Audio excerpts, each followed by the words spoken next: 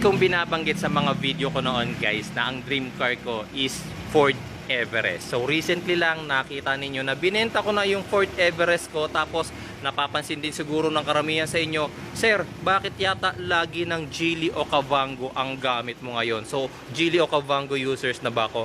Ang totoo niyan mga bossing, yes, Geely o Cavango user na ako, and tong Geely o Cavango na to is nakapangalan na sa akin. So pasok muna tayo sa loob ng sasakyan guys, doon ko ikukwento kasi medyo mainit. Okay guys, so ito, kwentuhan lang muna tayo. Sa mga gusto lang malaman bakit nga ba ako naka-Geely o Cavango na at bakit ko ibinenta si Ford Everest. Dream car ko yon, di ba? Dream car ko. Nagbago na ba ako ng dream car o nakita ko ba na mas okay si Geely o Cavango? Actually mga bossing, the truth is, hindi pa rin po ako nagbabago ng dream car. My dream car is still Ford Everest. Kaso pumasok na nga tayo sa buy and sell business. So, hindi na tayo pwedeng matulugan ng unit. Hindi na ako pwedeng mag-stick sa iisang unit. And also, there is a particular reason bakit, malamang kayo, tatanungin nyo rin, bakit sir hindi yung Cavango ang binenta mo? Bakit yung Everest pa? Which is, yun naman pala ang dream car mo. Ito yung sagot dyan.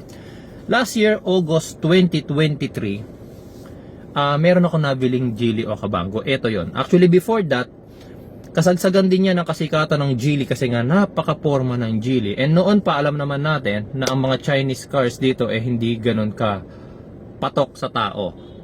Nauna na ang photo, nauna na ang cherry, iba pang mga Chinese car, pero sabi ko parang alanganin ako sa quality nila. Pero nung pumasok si Geely, tas nalaman ko pa yung acquisition nila sa Volvo company, so sabi ko mukhang reliable ang Geely. So sabi ko, gusto kong magkaroon ng Geely, gusto ko siyang masubukan. That time, naghanap ako ng Geely, and luckily nakita ko tong Geely na binibenta ng isang British na nakatira siya noon sa Taguig. Nung nabili ko to, ang pricing pa ng Geely o Cavango sa market that time is mga nasa 1,250. Meron pa ako nakikita pag sobrang, I don't know kung sobrang sariwa ba talaga yun o sobrang baba ng mileage, may nakikita pa akong 1,350, 1,300, mga ganon. Pero mostly nakikita ko sa market mga 1,250 So nabili ko siya that time ng 1,150 kasi nagmamadali na nga yung British na umalis. So meron pa akong abang tawag ng mga buy and sell doon, meron pa akong margin sa market na 100k pataas kung may isipan ko man siyang ibenta. Okay. So nung nakuha ko siya, sabi ko, hindi ko muna to ibebenta. Hindi ko to iba-buy and sell. Gagawan ko muna ng mga videos, pagsasawaan ko muna, i-explore ko muna, and aalamin ko yung mga features niya. So hindi ko siya pinost for sale talaga mga bossing. Ngayon, unang ginawa ko is dinala namin siya ng family ko sa Batangas, and na-impress ako. Yun yung time na ang dami kong sakay, siguro mga 9 adults, 8 or 9 adults, tapos may mga kasama pa kami bata. Imagine nyo 7-seaters to guys ha. Pero paano ko napagkasya rito yung ganong karaming pasahero.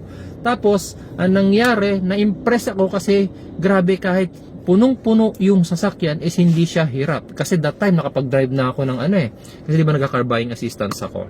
Nakapag-drive na ako ng Rush, Avanza, Ertiga, ano pa ba yung mga 1.5, BRB, Expander.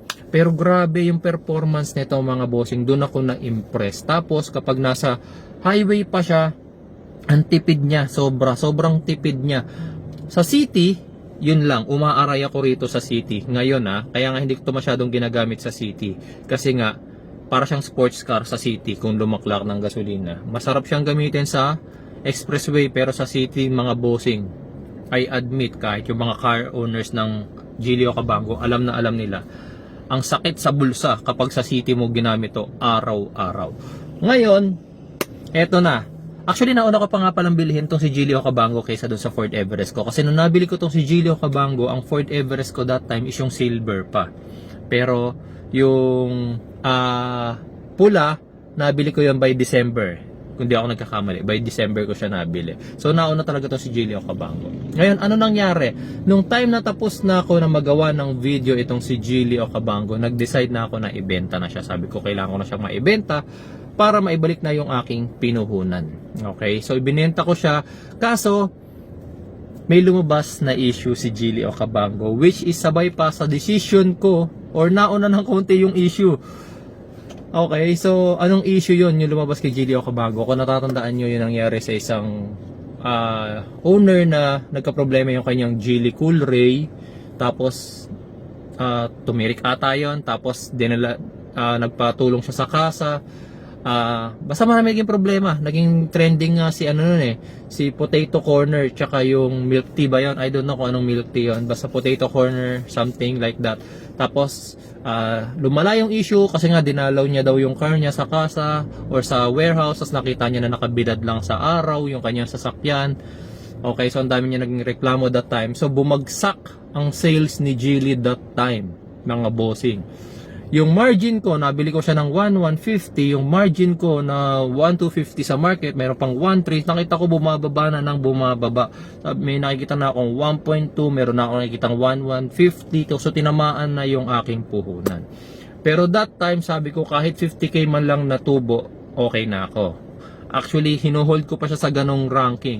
Kaso, medyo mabilis ang pagbagsak ni Geely doon. After a week lang, may nakikita na akong 1.1M, 1,050,000 hanggang sa naging 1M na lang siya. Sabi ko, ibebenta ko ba siya na ganito na malulugi ako ng 150,000 sa puhunan ko. So, umaasa ako kasi may nakikita-kita pa ako mga 1.150 that time. Sabi ko, baka meron pa or baka dahil sa influence ko na rin, baka mabenta ko pa siya.